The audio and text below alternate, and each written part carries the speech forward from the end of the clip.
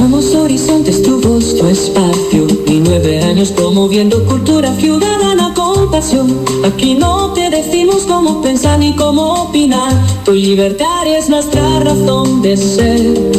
En Horizontes tú eres el protagonista. Fortalecemos la democracia, fomentamos la participación. Porque Costa Rica es de todos y juntos hacemos la diferencia. Somos Horizontes, tu voz, tu espacio. ¡Horizontes! En Costa Rica, más del 90% de la población solo abre el tubo y tiene agua potable. Pero en el mundo, más de 2.000 millones de personas arriesgan su vida para conseguirla, muchas veces contaminada. Si no la cuidamos, también podríamos enfrentar esa escasez. Usémosla con conciencia. Nuestra agua es pura vida y tan valiosa como Costa Rica. Un mensaje del Instituto Costarricense de Acueductos y Alcantarillados. Evita preocuparte por tu salud y la de tus seres queridos. Emergencias Médicas te brinda telemedicina, médico a domicilio, atención de emergencias, traslados a citas y mucho más. Conoce nuestros servicios en emergenciasmedicas.com. Afíliate al 2290-4444. Emergencias Médicas, un médico a tu lado. WhatsApp, programa Horizontes, 83 41 41 42. Envíenos sus comentarios, noticias, audios y videos al WhatsApp, programa Horizontes, 83 41 41 42.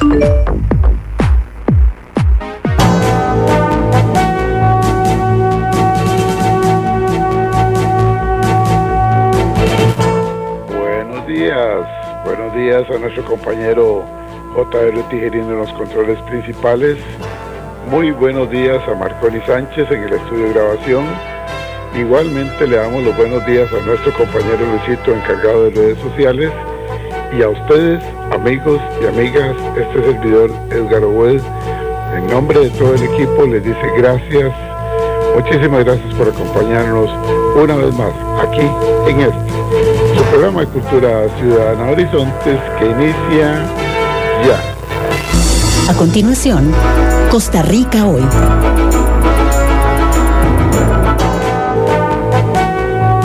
Gracias amigos, gracias amigas por acompañarnos en esta hora de democracia radial como es Horizontes, su programa de Cultura Ciudadana. Un programa que nació hace más de 20 años, son más de 5.200 entrevistas realizadas a la fecha. Nacimos con un eslogan que nos dio nacer y seguimos dándole vida al mismo todos los días. En Horizontes no le decimos cómo pensar, en Horizontes no le decimos cómo opinar. Nosotros promovemos la cultura ciudadana y punto, hasta ahí llegamos nosotros. Nosotros no queremos en ningún momento decirle a usted cómo pensar, cómo opinar, no. Aquí no existe ni prensa canalla, ni existen ciudadanos sumisos. De lo que se trata acá es de que a través de temas, un solo tema durante durante una hora con nuestros invitados, reflexionemos, analicemos, participemos todos a través de la línea de WhatsApp, que de paso de una vez los invito, pueden ustedes hacer sus reportes de sintonía y pueden opinar conforme avance el tema por medio de la línea de WhatsApp 8341-4142, 8341-4142. Esa es la línea de WhatsApp nuestra para que usted pueda ir participando. Y les recuerdo también que nos escucha por 96.3 FM. Pero si acaso tiene que apartarse de su aparato de radio, no se preocupe. Usted puede seguirnos escuchando en cualquier parte del mundo por medio de nuestra página en Facebook. La dirección es muy sencilla, facebook.com/inclinada Programa Radial Horizontes. Repito, facebook.com/inclinada Programa Radial Horizontes. Esa es nuestra dirección. Hoy está con nosotros el doctor Hugo Vargas González. Para nosotros es un gusto y un privilegio compartir con él. Él es investigador de la Universidad de Costa Rica, del Centro de Investigación de Estudios Políticos. El tema que nos presenta hoy es un tema muy interesante, un tema que invita a la reflexión. seguridad y democracia, desafíos en tiempos de crisis. Y es que recientemente se realizó una charla, una conferencia en la Universidad de Costa Rica y en razón de la misma hemos invitado al doctor Hugo Vargas González para que él comparta con nosotros sus conocimientos y lo que ahí se trató. Costa Rica atraviesa uno de los momentos más complejos de las últimas décadas. El aumento de la criminalidad organizada, los niveles históricos de homicidios, la creciente percepción de inseguridad y la desconfianza hacia las instituciones han reabierto un debate fundamental. ¿Cómo garantizar la seguridad de la ciudadanía sin debilitar los principios democráticos y el Estado de Derecho? La seguridad y la democracia no deben entenderse como objetivos opuestos. Por el contrario, una democracia sólida requiere instituciones fuertes, respeto por los derechos fundamentales, transparencia y una respuesta eficaz frente al crimen organizado.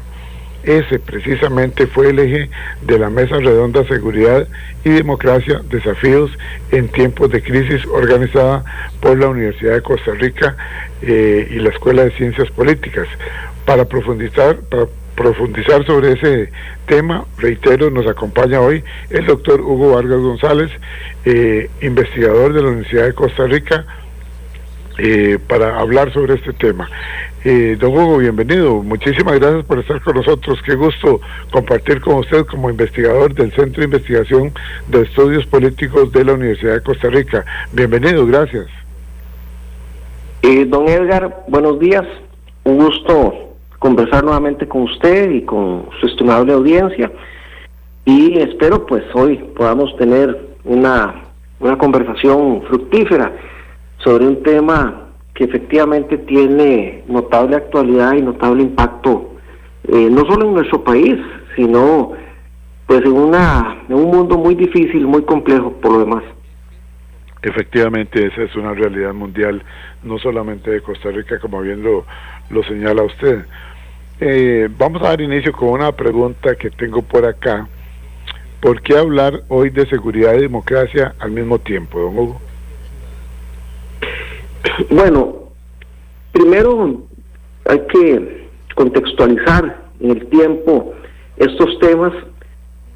Hace 20 años, incluso menos, podemos hablar de unos 10 años, si hacemos una revisión de los estudios de opinión sobre los temas fundamentales que preocupaban a la población, se mencionaba, pensemos, el empleo, la crisis económica, la vivienda, temas de esa naturaleza. Obviamente, pues muy importantes, pero lo que señalo es que el tema de la seguridad no se manifestaba o se evidenciaba como uno de los principales.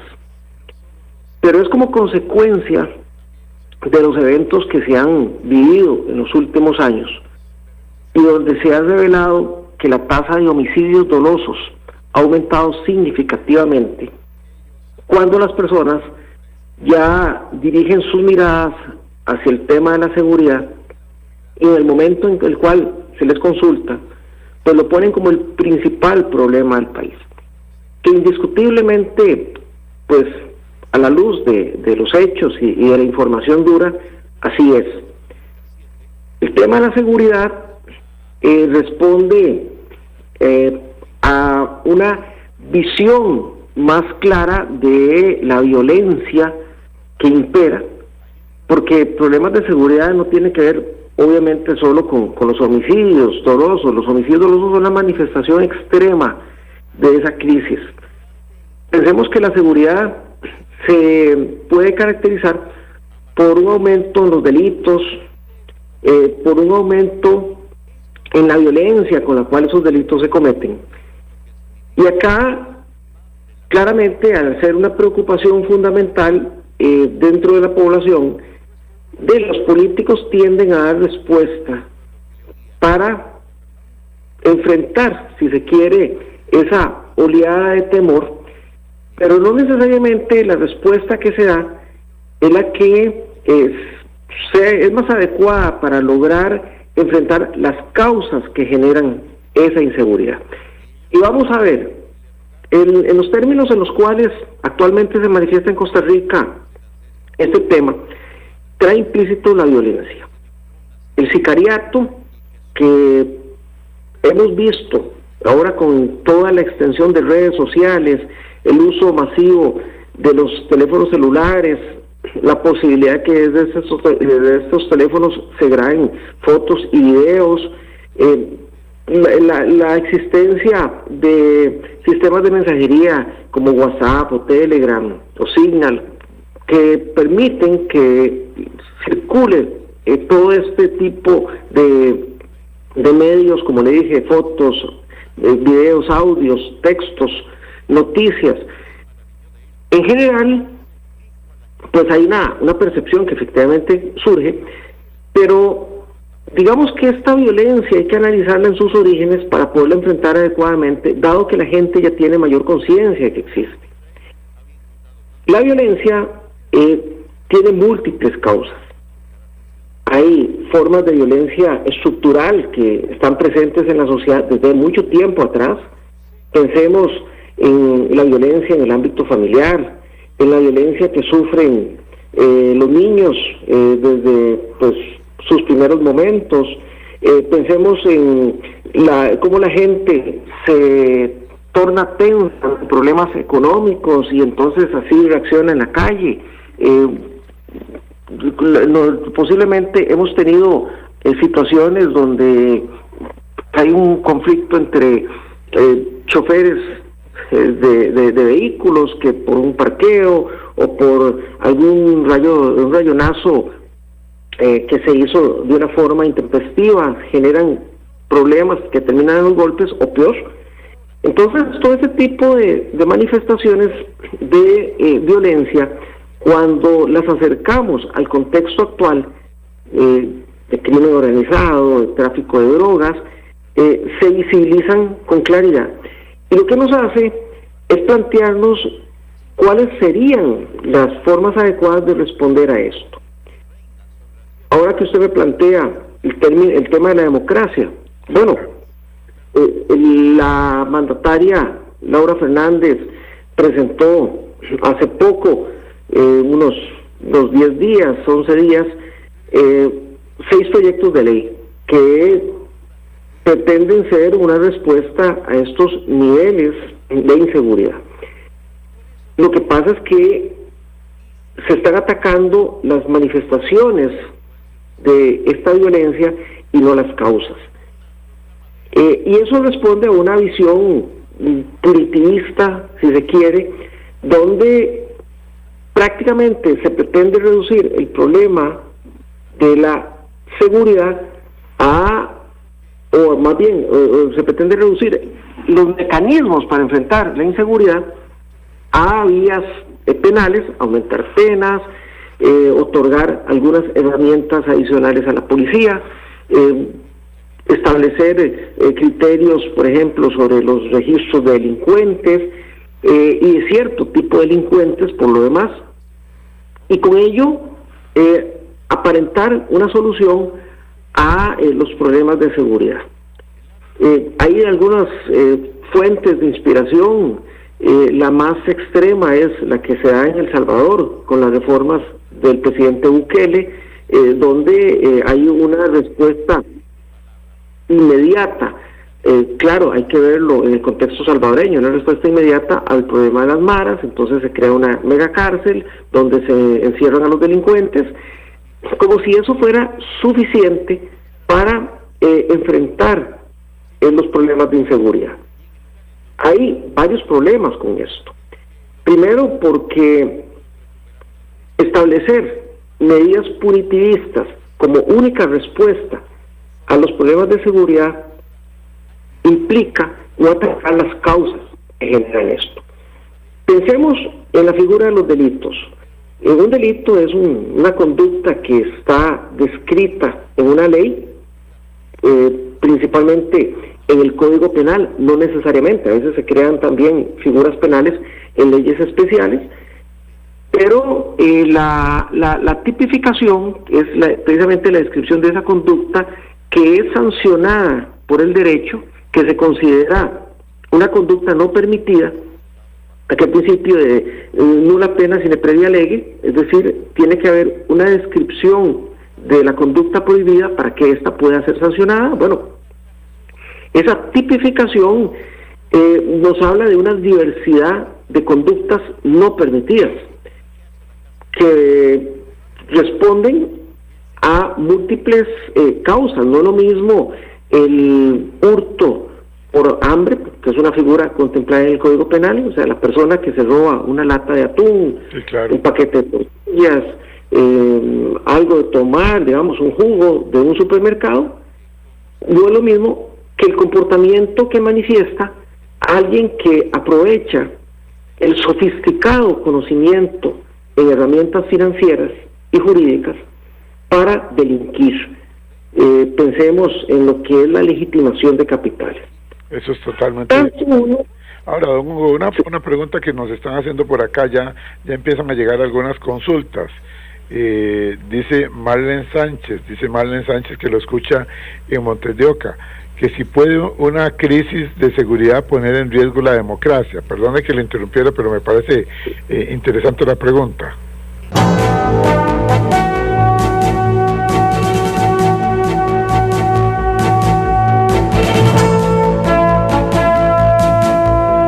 En Costa Rica, 1,000 litros de agua potable cuestan un poco más de 400 colones, menos de lo que pagamos por un café. En países como España o Jamaica, esos 1,000 litros cuestan hasta 4 veces más. Hágale números. El agua aquí es segura y accesible, pero si no la cuidamos, puede dejar de serlo. Pura Vida es cuidar nuestra agua antes de que sea un lujo. Nuestra agua es pura vida y tan valiosa como Costa Rica. Un mensaje del Instituto Costarricense de Acueductos y Alcantarillados. Y a esta hora, actuamos o hablamos con Carlos Monge. Siento que en general todos le damos importancia al trabajo y las excepciones son las que no lo hacen. El diccionario dice que trabajar significa realizar una actividad física o intelectual, en general de forma continuada, y recibir un salario por ello.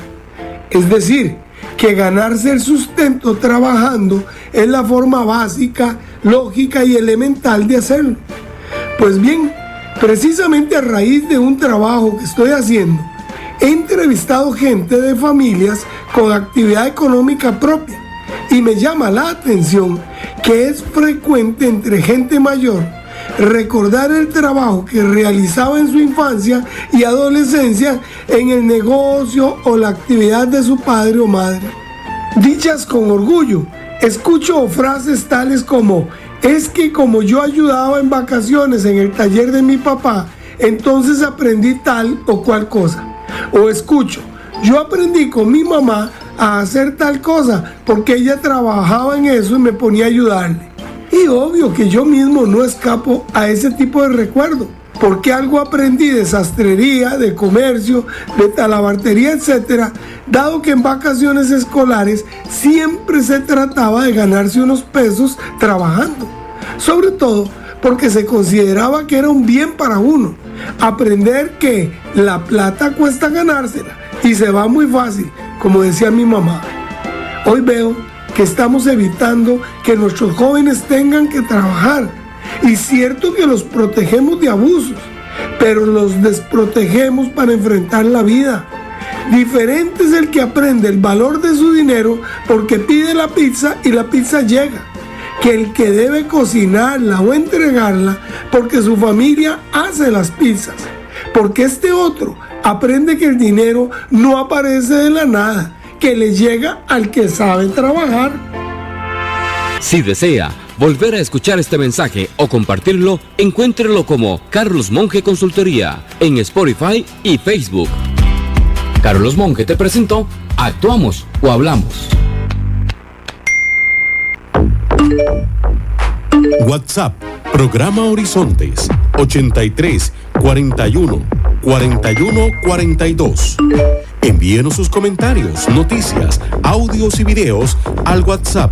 Programa Horizontes 8341 4142.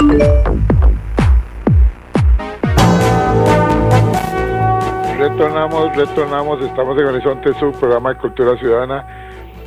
Hablábamos con el doctor Hugo Vargas sobre la pregunta que nos hacía la señora Sánchez en cuanto a si puede una crisis de seguridad poner en riesgo la democracia. Don Hugo, le cedo la palabra para que usted le responda.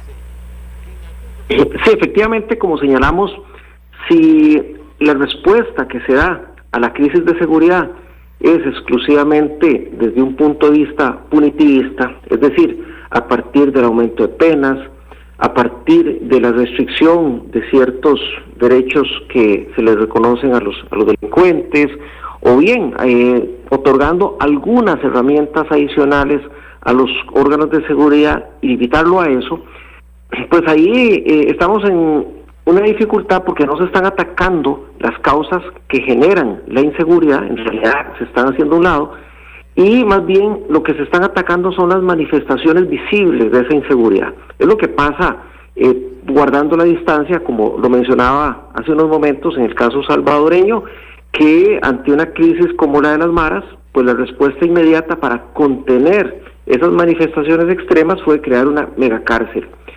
Pero nada hacemos con encerrar a 10 o 20 delincuentes si hay situaciones presentes en la sociedad que generan 100. Es decir, la delincuencia no se está solucionando. Por eso también con esta situación de inseguridad y las respuestas que a veces dan los políticos, pueden surgir tentaciones autoritarias para que así como se restringen ciertos derechos y ciertas condiciones en un sector de la población, esto se vaya a extender a otros sectores donde no hay ningún comportamiento delictivo, pero que puede perfectamente llevarse al extremo de criminalizar ciertas actitudes. Pensemos como ha sucedido en el caso de Nicaragua o de otros países en nuestro contexto regional, en donde la protesta política, en donde la organización ciudadana, etcétera, son consideradas conductas atentatorias del orden público. Entonces, ahí existe, por supuesto, que ciertas tentaciones autoritarias muy presentes, y es lo que se ha señalado en algunos casos de nuestro contexto regional. Costa Rica no es la excepción. Existe por primera vez una preocupación, me parece muy bien fundamentada, de que estas herramientas que conducen a enfrentar la delincuencia vayan a utilizarse como pretexto para profundizar en reformas que vayan a generar restricción a las libertades y a los derechos. Cuando le hablo de las causas que generan la violencia, hay que considerar que la delincuencia, estos tipos penales que nosotros hablábamos también hace unos momentos, no surgen de la nada. Hay múltiples causas que lo explican. Por ejemplo, el sicario. Cuando hablamos de una conducta tan grosera como el homicidio, y el homicidio como conducta reiterada, que es al fin y al cabo lo que realiza un sicario o un gatillero, en los términos más simples, se supone que el sicario tiene un conocimiento y una formación y una capacitación en el uso de armas más profunda. A veces son personas que vienen de ejércitos y que ya han abandonado su participación militar, entonces queda la formación y aprovechan para pues brindar esos servicios a ciertos grupos criminales. El gatillero es como el muchacho que está comenzando, que no tiene mayor instrucción y que le dan un arma para que vaya a realizar una tarea.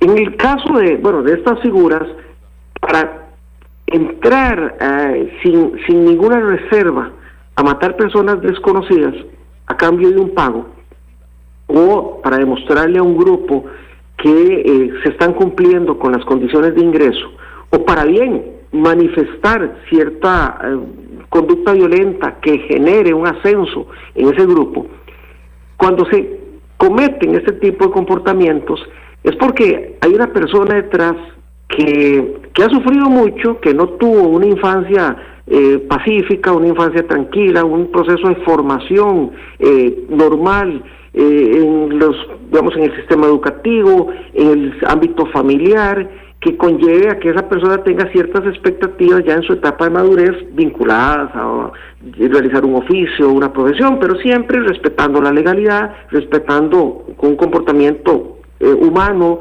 respetando las normas de trato social, etcétera. Más bien son personas, los que practican estos niveles de violencia, que desde su primera infancia han sido víctimas de mucha violencia. Vienen de familias disfuncionales, donde no han tenido esa figura tradicional de autoridad, y una figura de autoridad positiva que lo orienta y le transmite valores, sino que más bien con la violencia que ha vivido, termina generando cierta forma de actuar.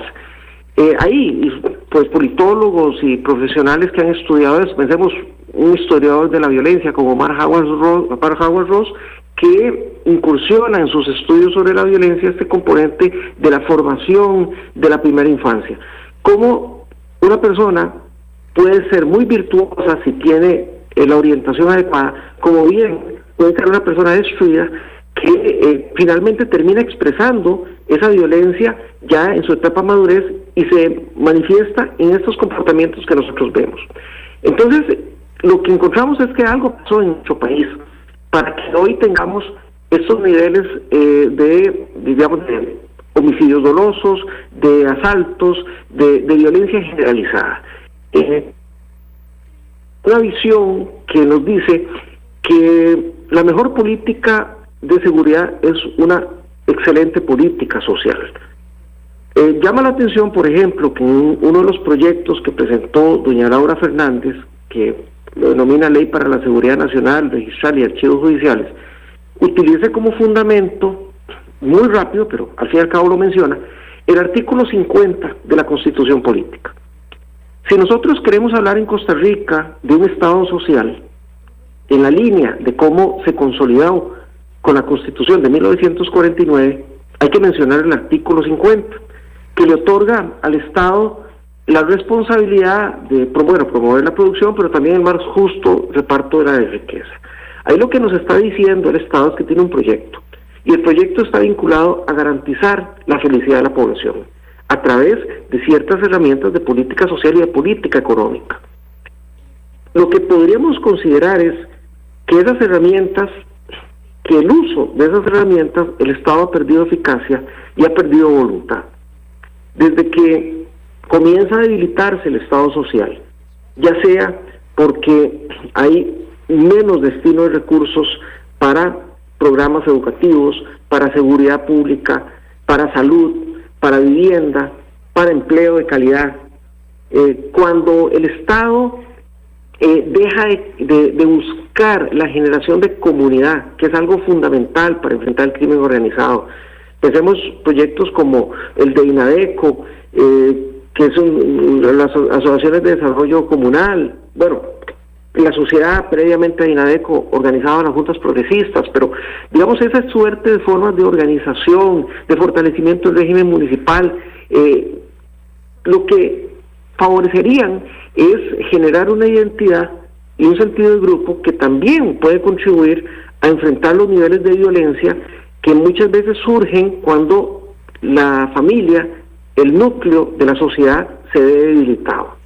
Entonces el Estado, por supuesto que tiene un rol para favorecer la armonía social, lograr que haya condiciones donde las personas puedan desarrollarse en un marco de respeto, con herramientas para prosperar. Pero si el Estado debilita ese rol, si el Estado abandona sus responsabilidades en términos de brindar a la sociedad ciertas condiciones, entonces comienza a darse una brecha, a generarse una fractura que finalmente puede dar resultados múltiples. En Costa Rica encontramos que en los últimos 30, 40 años se comenzó a gestar un proceso de erosión de la estabilidad social que ha conducido a que estos indicadores de seguridad se vayan viendo afectados. y de una forma todavía más intensa en los últimos 15 años. Por eso, antes de comenzar a plantear proyectos que tienden pues a aumentar penas y a restringir ciertas condiciones, que no digo que no que haya que desecharlos, es una respuesta inmediata, pero nada más. Antes de pensar que esa es la opción, lo que habría que considerar y plantearse como un problema es ¿qué es lo que ha pasado en Costa Rica para que estemos hoy como estamos? Los europeos utilizan un concepto que a mí me gusta mucho, que es el de cohesión social. Cuando se pierde la cohesión social es cuando se visibilizan fracturas que ocasionan esto precisamente, que ocasionan que hayan jóvenes, a veces que ni siquiera son mayores de edad, que andan con un revólver, que andan con una pistola matando personas. Sí, claro. Y lo hacen sin ningún resquemor. Sí, vean, pensemos, don Edgar, en casos concretos, usted y yo, no nos imaginamos de ninguna forma pues actuando como actúa uno de estos jóvenes, porque hay ciertos elementos que se nos introdujeron desde que nos criamos, donde nos hablaban del bien y del mal, sí, de lo correcto y de lo incorrecto, de los límites. La formación y el ejemplo que vimos en nuestros padres y nuestros abuelos y los tíos y todo, ¿verdad? Más el sistema de educación, una educación pública que realmente estimaba mucho lo que era el futuro de la niñez y la juventud. Ahora, don Hugo, permítame un momentito porque estoy saturado de mensajes. Gracias a los oyentes que están en sintonía de Horizontes, que están enviando sus mensajes a través del WhatsApp 83414142. Repito, quiere usted enviar su mensaje, envíelo al WhatsApp 83414142, como dice doña Luz Virginia. Buenos días, amigos de Horizontes, como siempre escuchando la información que nos dan, en el cual hay muy buena información. Gracias, feliz día, que Dios los bendiga siempre. Gracias, doña Luz Virginia, por eso escucharnos y por esa participación suya. Tenemos otro por acá. Buenos días, don Edgar, excelente programa. La respuesta de Chávez y Laura a la inseguridad con megacárceles poner mayores penas o violentar libertades en contra del sistema democrático no es más que el fracaso de la política social y educativa del gobierno. Ya lo decía don Hugo, la mejor política de seguridad es una buena política social. Coincide nuestro oyente, que ya vamos a dar el nombre de él. Continúa diciendo, bueno, es don Sergio Aguilar Solano, el máster Sergio Aguilar Solano, continúa diciendo, es un planteamiento fácil y populista para engañar al pueblo, pero totalmente equivocado, porque no resuelve las causas centrales del problema, más bien las esconde y los aumenta, y de hecho, la inseguridad va a continuar y lo peor, destruye violentando libertades de nuestra democracia. Atentamente, licenciado máster Sergio Aguilar Solano. Gracias, don Sergio, por ese mensaje que nos envía usted. Igual queremos enviar hasta Sarapiquí un saludo para Porfirio en la municipalidad. Ya dice, buenos días, don Edgar, la seguridad se ha visto vulnerable por falta de mano dura en los hogares. Antes nos metían 3 fajazos, dice, o dice hasta 3 garrotazos, qué fuerte. Bueno, me imagino que es de forma simbólica. Cuando se hacía algo malo, ahora no se puede, porque el PANI entonces nos cae y ha creado una actitud violenta sin miedo a las leyes por parte de los niños. Ok, viene otro por acá. Dice, desde que Chávez llegó se incrementó la droga y con todo esto, lo demás que trae, dice CatHot 83. Viene otro por acá, es que está fuerte esto. María R., buenos días, Horizontes, una luz de democracia es Horizontes. Este gobierno y el anterior están dejando al narcotráfico actuar por la libre. Quita presupuesto al Poder Judicial y desmanteló en puntos vitales para combatirlo. Todo esto es un riesgo para la democracia. ¿Por qué utilizarán esto para quitarnos garantías individuales? Muchas gracias por el programa. Atentamente, María R. Desde Nueva York, que ahí está don Mario Arias, experto en temas de seguridad, quitándose el frío con un cafecito de Costa Rica. Dice, excelente, saludos para don Hugo. Ya se colonizó el Poder Judicial por parte del chavismo. Se está colonizando. se utiliza la inseguridad como arma política con proyectos mal hechos y mal redactados, dice Mario Arias desde Nueva York. Y desde Nueva York pasamos a Pensilvania, donde está un oriundo de la zona de Cartago, de COT de Cartago. Él trabaja en una compañía multinacional allá en Pensilvania. Está quitándose el frío de Pensilvania junto con su familia. Él se hace llamar Hakuna Matata en las redes. Hakuna Matata, un saludo para usted y para su familia, y esperando que se estén quitando el frío ahí. Gracias por estarnos escuchando allá lejos de la patria, pero siempre conectados con Horizontes.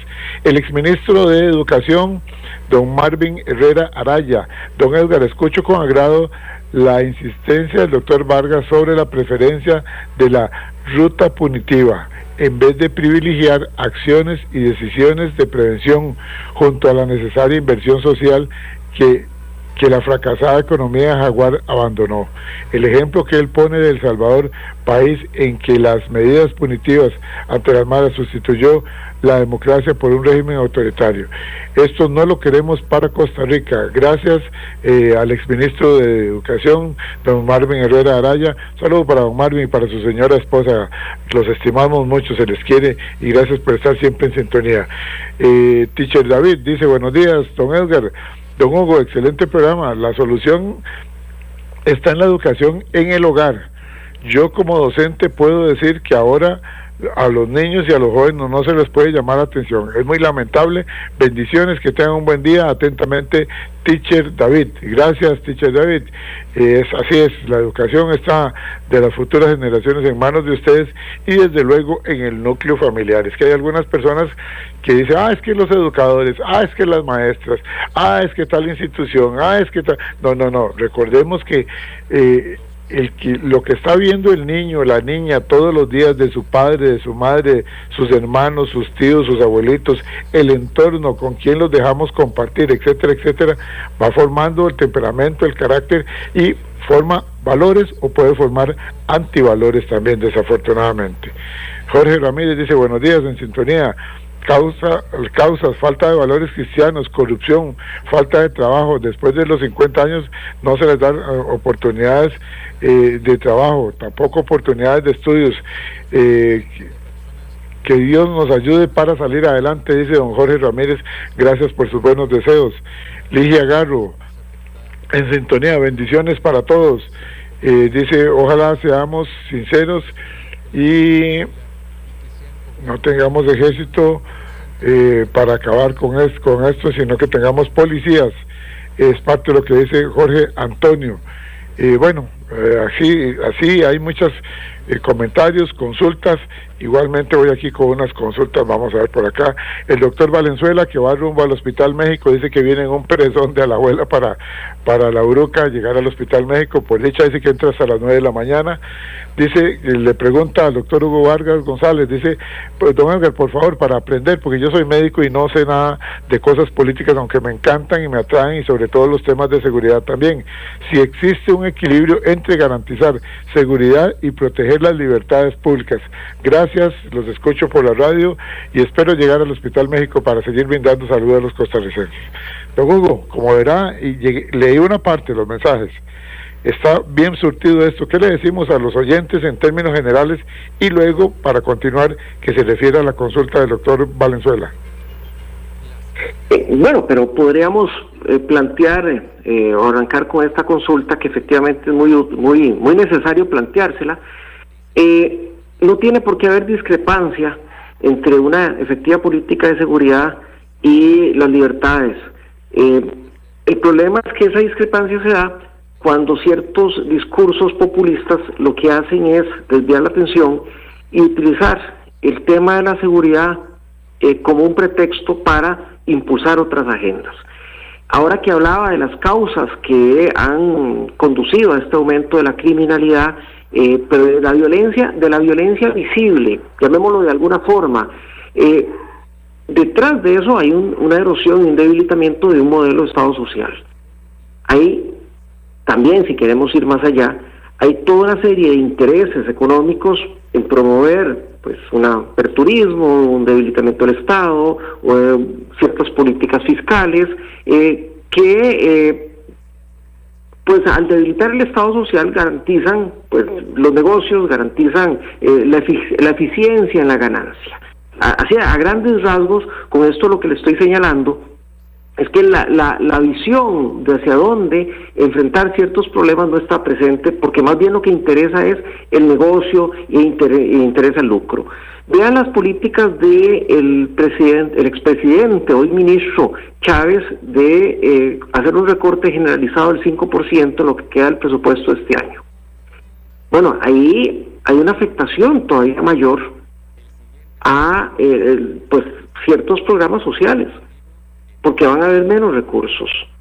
Entonces, si hay, como le venimos señalando, un debilitamiento en ciertas políticas sociales que son programas que podrían haber favorecido la lucha contra la inseguridad y contra la violencia, pues todavía nos quedamos con menos recursos para poderlo enfrentar con eficacia. Aquí es un asunto, si se quiere, hasta de visión de Estado y una visión de sociedad. Impulsar ciertas políticas, optar por ciertas políticas en materia económica y en materia social, implica optar por ciertos resultados en materia de seguridad. Hay algo que también no quisiera dejar pasar, ahora que hablábamos de los distintos tipos delictivos, y es que canalizamos el tema de la seguridad fundamentalmente en lo que vemos en esta violencia que es cometida por ciertos sectores que pueden ser marginados, considerémoslo así: el gatillero, el sicario, el que asalta, el que se mete a robar en las casas, el que roba celulares, el que participa en una banda de contrabando, manejando el camión o siendo campana, toda la distribución de drogas. Esos comportamientos los cometen precisamente personas que o están en la informalidad o que, como lo venimos señalando ahorita, no recibieron educación, vienen de familias disfuncionales, etcétera.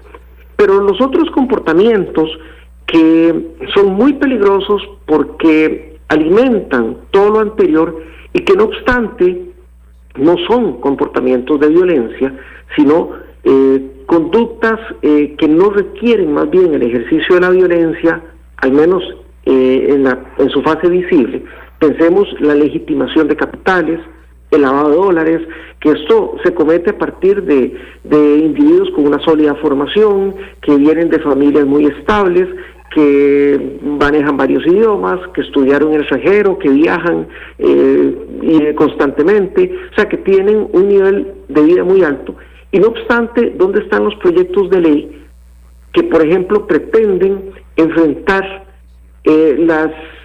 los portillos, los múltiples portillos que utilizan estas personas para cometer sus delitos?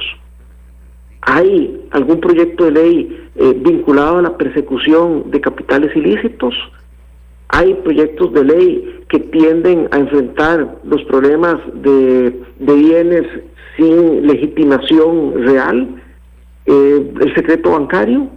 Los múltiples mecanismos financieros que hacen que nuestro sistema bancario pueda ser utilizado para la legitimación de capitales. ¿Dónde está esa legislación?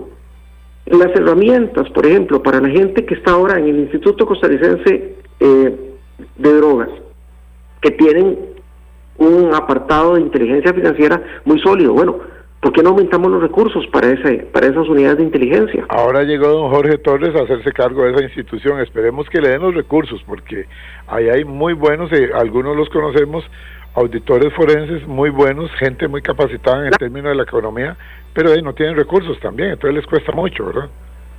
Y vea usted que cuando enfocamos la lucha contra la delincuencia, llamémoslo así, porque bueno, hablamos de seguridad, pero en general hay que ampliarlo. Si la enfocamos únicamente en estos comportamientos que son realizados por una población marginalizada, o sea, los pobres, otras palabras, que son los gatilleros, los sicarios, el que roba celulares, esas personas no vienen de las clases altas de un país, vienen de sectores que son marginales, al fin y al cabo, y obviamos otras dimensiones donde circula mucho dinero y donde realmente está el peso de por ejemplo, de la criminalidad organizada, pues ahí no estamos solucionando ningún problema. Es una cuestión de opciones y hacia dónde nuestros sectores políticos están optando. Vean lo que pasó recientemente, fue 2-3 días, con este operativo que hizo el organismo de investigación judicial contra el grupo de Pecho de Rata, este delincuente que fue extraditado a Estados Unidos, que era uno de los principales capos del tráfico de drogas en Costa Rica. Bueno, es claro que es una persona de un origen marginal, no obstante había crecido bastante. A pesar de que a él lo capturan y lo extraditan, su estructura financiera siguió funcionando y su estructura económica. Bueno, más allá de meter en la cárcel a ciertos individuos, hay que seguir la ruta del dinero y seguir la ruta del patrimonio del capital. Ahí es donde se golpea con fuerza la delincuencia. Eso es lo que afecta a estos grupos. Don Hugo, vamos a ver, son las 8:09 minutos, nos vamos a las 8:13 minutos. Dice por acá don Manuel Clachar de Cartago que le saluda y que muy interesante la charla que está dando usted. Y le hace una pregunta, dice, ¿qué riesgos existen cuando se concentran demasiadas facultades en el Poder Ejecutivo? Esto afecta los pesos y contrapesos al pretender el Ejecutivo atribuirse funciones del Poder Judicial. Saludos, los escucho desde Cartago, ese Manuel Clachar. Costa Rica es un sistema presidencialista donde de por sí ya el Poder Ejecutivo tiene muchísimo poder y que todavía se arroguen otras atribuciones, por ejemplo, que tiene que hacer el Poder Ejecutivo exigiéndole al jefe del Ministerio Público exámenes con un supuesto detector de mentiras. Bueno, eso es pretender extender ciertos controles sobre funcionarios que no tienen que rendirle para nada cuentas a la presidenta en este caso. Sí, es muy peligroso. Si de por sí ya tenemos un sistema presidencialista, históricamente presidencialista, trasladar o ampliar ciertas funciones y convertir en potestades algo que no es más que un mecanismo de debilitamiento de la institucionalidad, por supuesto que es muy peligroso. Bueno, muy bien, estamos sumamente claros. Ahora, le pide por acá, dice Ana Rita